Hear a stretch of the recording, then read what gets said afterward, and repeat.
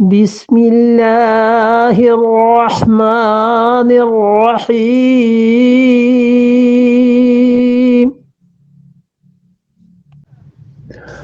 واتقوا یوما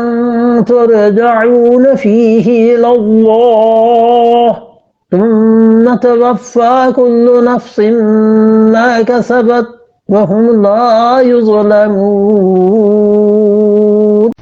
واتقوا، اور ڈرنا، یومن، اس دن کے لیے، ترجعون، تم لوٹو گے، فیہ، اس میں، الی اللہ، اللہ کی طرف تم لوٹ کر جاؤ گے، ڈرتے رہنا اس دن کے لیے۔ کہتے ہیں کہ یہ آخری آیت ہے جو رسول اللہ صلی اللہ علیہ وسلم پہ وفات سے پہلے نازل ہوئی۔ مفسرین کہتے ہیں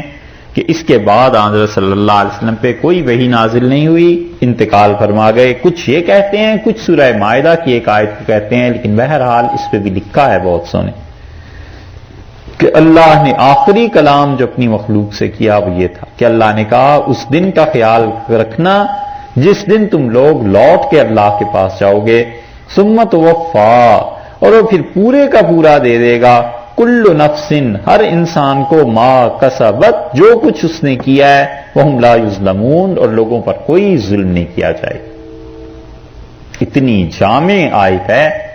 کہ پیسہ، نیکی، برائی، بدی، کچھ بھی کیا ہے پورے کا پورا ہم لوٹا دیں گے،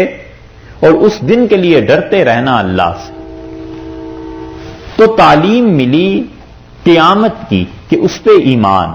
اور تعلیم اس چیز کی ملی کہ اللہ ہے جس کے ہاں جا کر جواب دینا ہے۔